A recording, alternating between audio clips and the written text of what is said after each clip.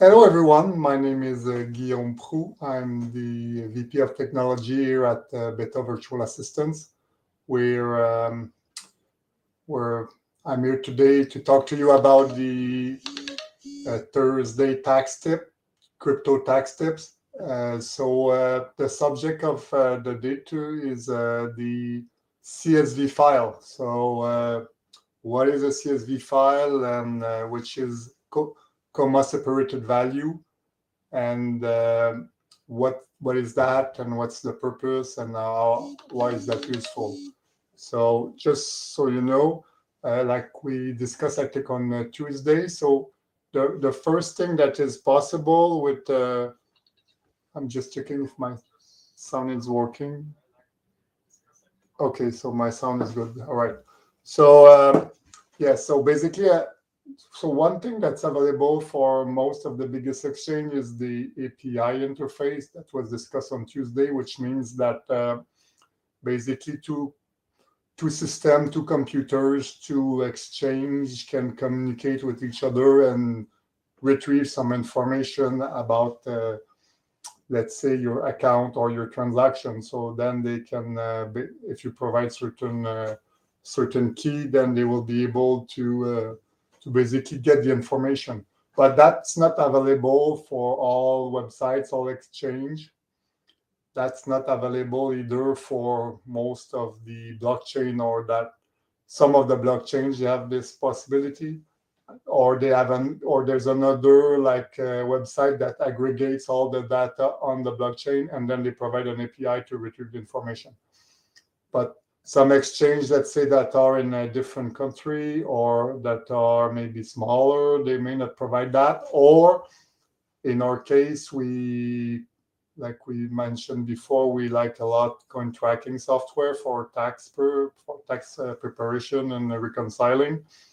They may not have like implemented the communication with some exchange. So they are, of course, support most of the biggest one, but they might not support the specific one you're using, or the one that is in your country that might not be supported yet. So the other way to normally which is because the most of the crypto places, they provide you with some reporting, like, but sometimes it's just a PDF, or sometimes it's just summary of your balance, but it's not necessarily the list of all your transaction that shows up in this report. So you may not have all the information you need to kind of prepare your crypto tax report.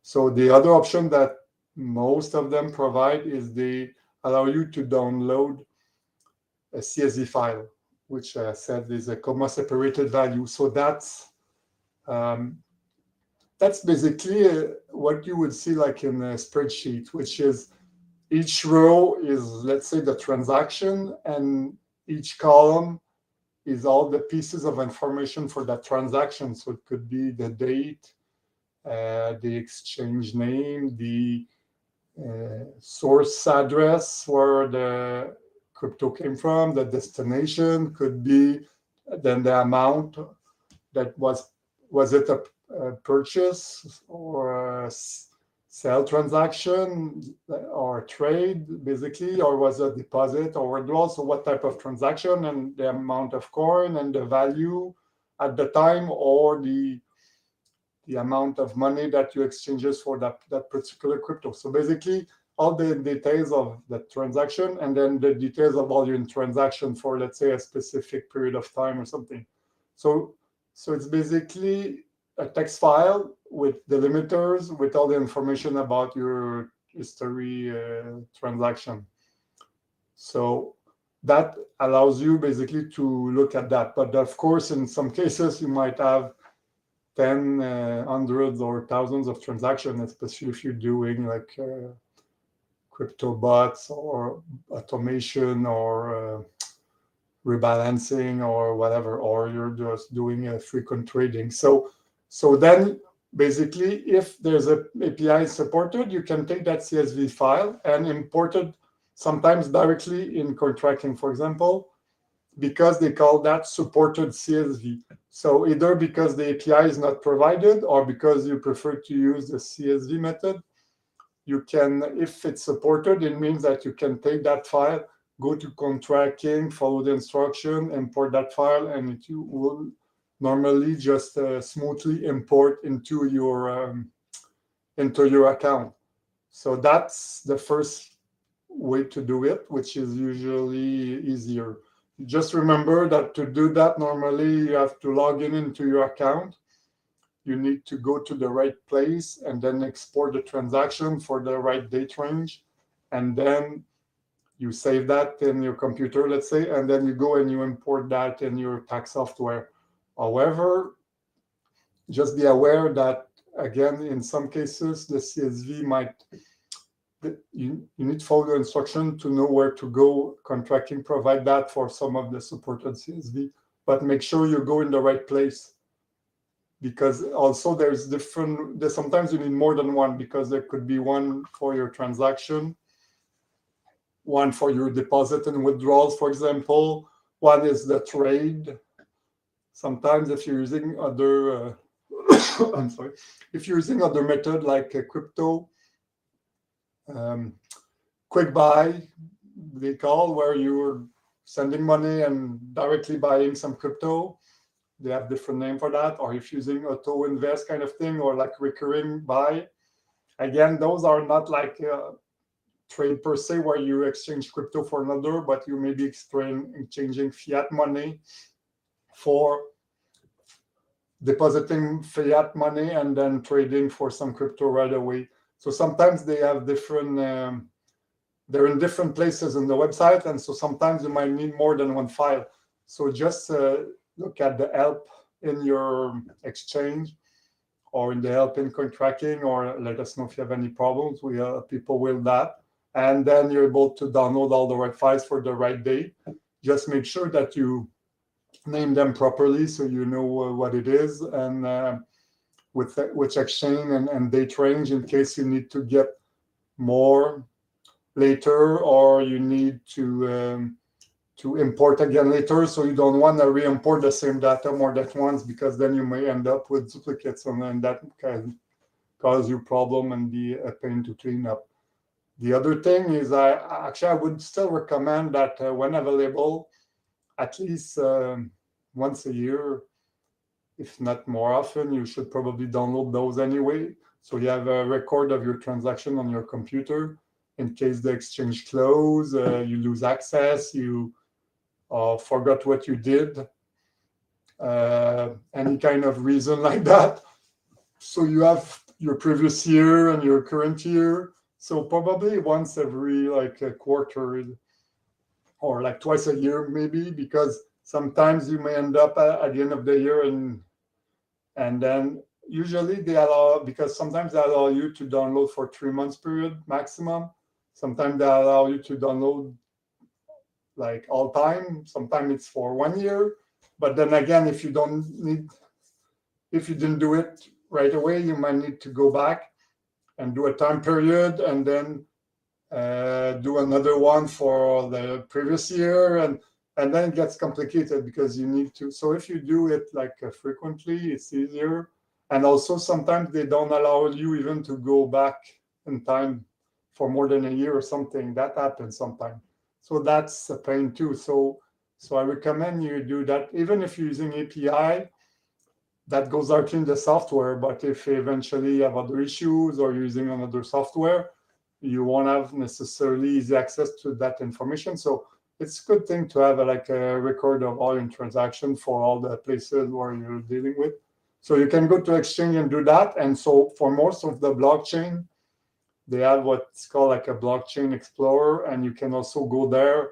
And in some cases, you just see them on the screen, and it's not easy to download. But in most places, they have like a button like CSV export, where you can export your data. But then again, sometimes you need to go. There's one for transaction. There's one for NFT. There's one for possibly all kinds of trades, or other kind of operation like staking and stuff. So you need to kind of navigate a bit and check the different tabs and make sure you see everything. Also, sometimes it's possible to download your balance also for at that we recommend too, because if we want to compare all your records for a specific year, it's good to have like let's say at the end of the year on December 31st, what was your balance on that exchange? We recommend you do screenshot and maybe download your balance at the time, either type them in, or if you can, download the balance to a file, so you can, when you're done reconciling and everything, you can compare what were your balance everywhere with what we have in the tax software to make sure that everything is included, everything balances out, and that's it. So download your files as much as you can, keep that in a safe place, and then import that in the software. The other thing I want to mention is there's something called unsupported CSV. So I was talking about supported, which usually can be easily imported in the tax software. Unsupported or custom means that instead of going in the tax software and typing every transaction one by one, let's say you want to add just a few transactions, there's a way to put them in a similar file again. You put all your transactions, so you can download the template, or we also provide one to you.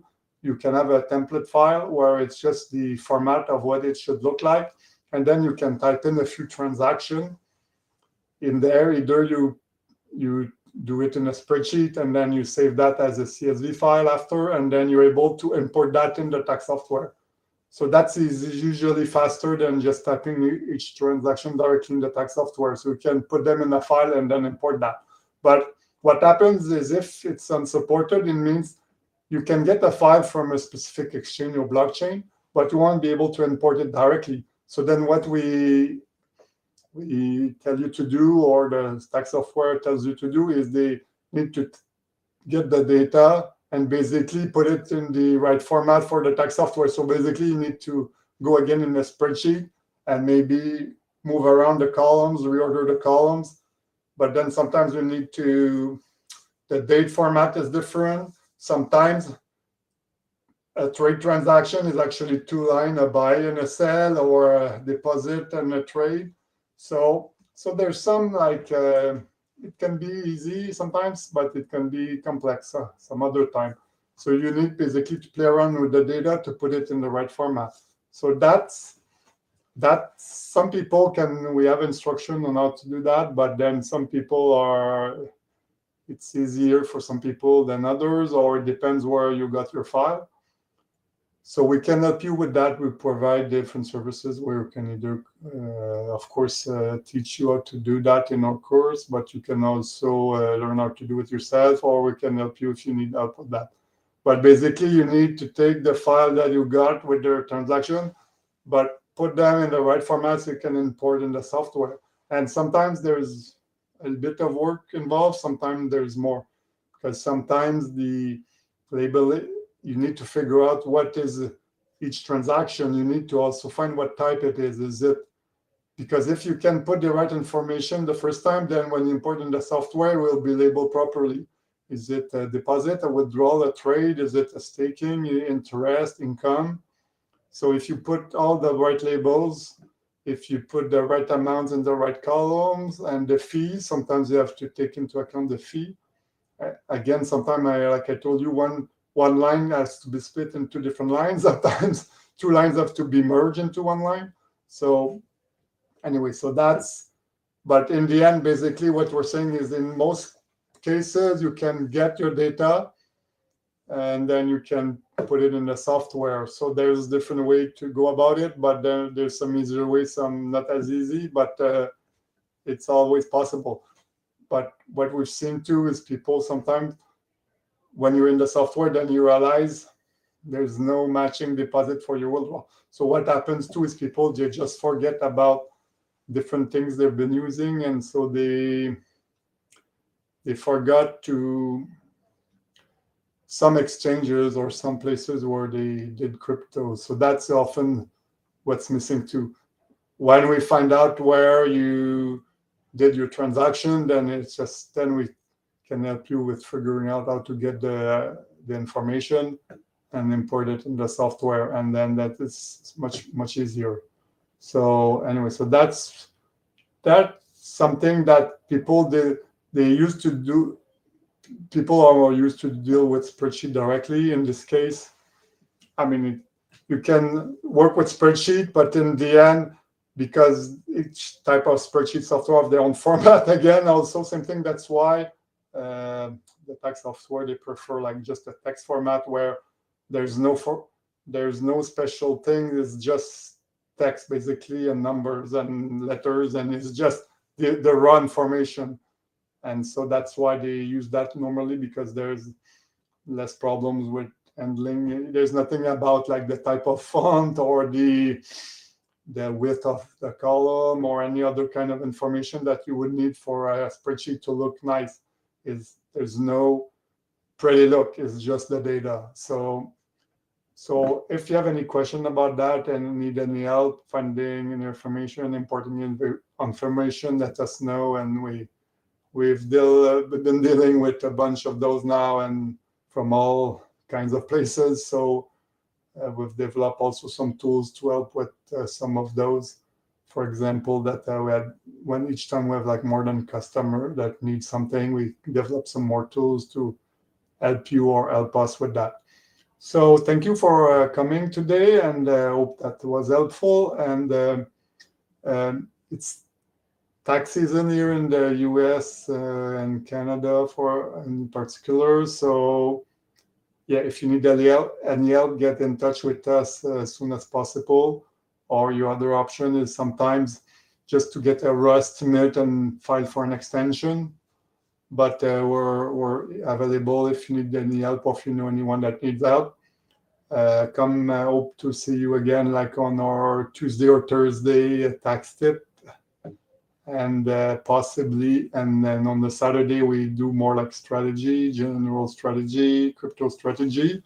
So looking forward to see you again soon. And we have some probably more workshop coming in the next couple of weeks. But also there's a way to get access to the replay if you prefer that and don't want to wait. So we'll put probably the link again in the comments. So thanks again, and we'll see you soon.